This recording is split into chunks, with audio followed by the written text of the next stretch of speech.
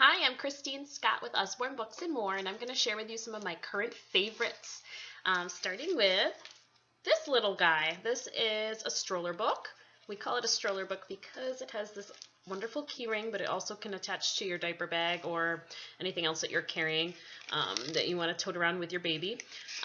These books are just wonderfully portable. They won't drop to the ground. You can take them anywhere. They're small and light, and we have a few versions. This is our latest.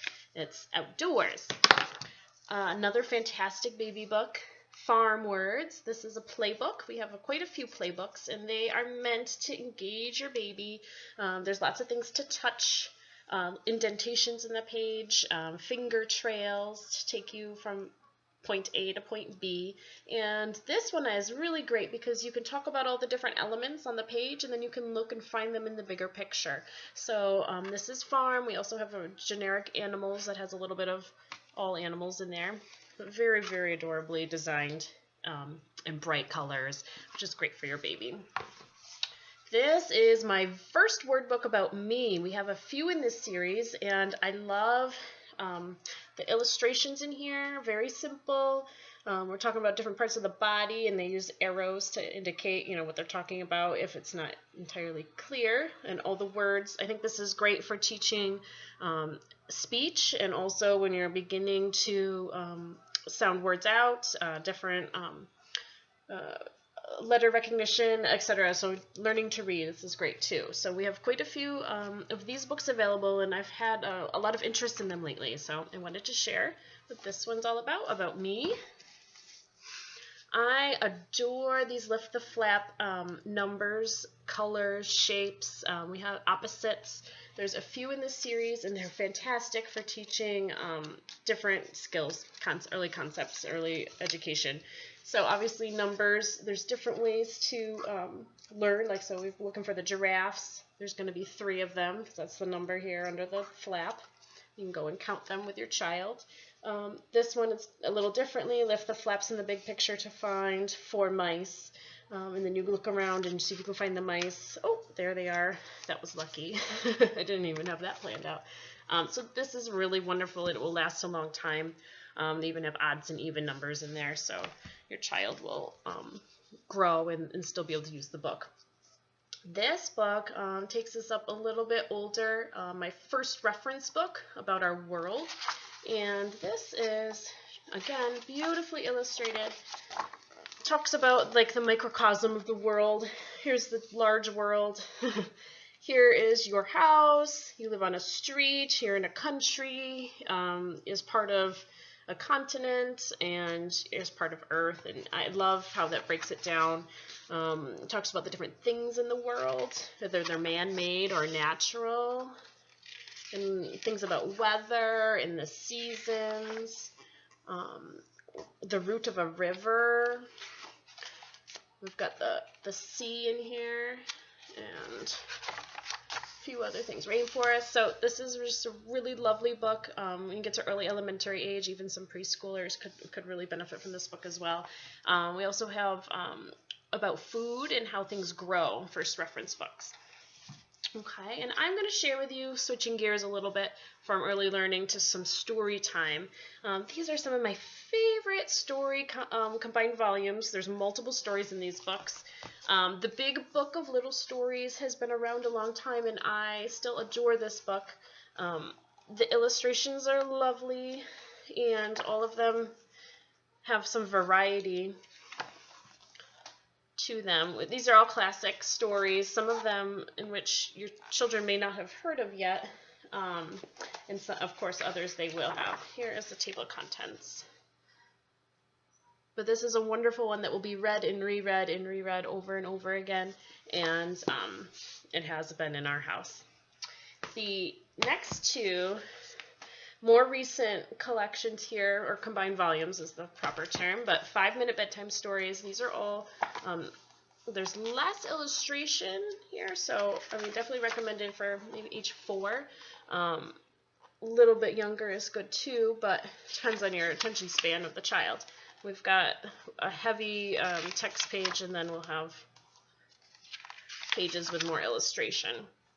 But these stories are all about animals, and they have a wonderful cadence to them that is just very rhythmic for bedtime, and that's why they are bedtime stories.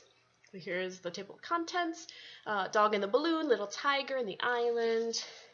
We've read these over and over again so far, and the kids love them.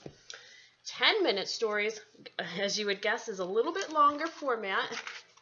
This book has quite a few stories you've never heard of. I had never heard of the King's Pudding, and there's actually a little bit more illustration here than the other book, but the stories are a longer format. This is Why the Sea is Salty, Pegasus, and this is also recommended age 4. Okay. If you have questions about whether a combined volume is appropriate for you or not, just let me know, and I can have make personal recommendations based on your children. Okay. I'm going to switch over to some activity books that are great for older kids, starting with Brain Games. This is great. I'll show you a few pages. We have a whole series of activity books that will puzzle the mind, we'll say. And these are super, super popular with our early to older elementary school kids. And actually, I probably could benefit from doing some brain games myself. So they might be great for adults too. And even elderly people could benefit from those. This one as well, A Year in My Life. This is a really neat book that encourages both doodling and writing. And it encourages you for every single day to do one of these little activities in here. So pick any moment from your day and draw a snapshot of it right there. Pretend that you had tea with the Queen. What questions would you have asked her? And write down things that make you smile. So this is a wonderful keepsake book. Once they have it filled out, you're going to have a wonderful memory of what your child was like in that year of life. And this is, all their thoughts and dreams and hopes. So a really neat book. We have some other writing books. This one's Write and Draw Your Own Comics, but we also have one for early writers and adventure stories. And this format has a spiral bound and really just encourages, this particular one obviously is comics, so guides the child to how to write their first comic basically, and all it talks about the different elements in the story, and you do it right here within the book. And for your more analytical children who are really interested in computers, we have a Coding for Beginners using Scratch. And this is an instruction manual, so it takes you step by step through how to do different activities in your early coding exercises. And I have heard great feedback about this book, and that it's very easy to understand, and kids just prop it right up on a cookbook stand and go at it at the computer. So this is great for your computer lovers, and it's recommended for, I believe, closer to age 10, but certainly earlier if you're got someone who's really interested. I'm going to share with you this book for your literary kids. Where's Will? Find Shakespeare Hidden in His Plays. This is a look and find book. And it takes you through and explains a little bit about one of Shakespeare's plays. It actually retells the story and identifies the different characters in the story. And then on the next page, you look and find all the different characters.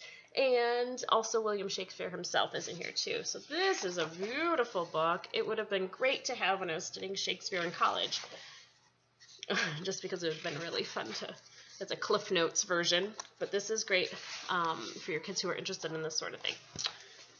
And a couple science books. This World of Animals has been around a long, long time, and there's a good reason for it.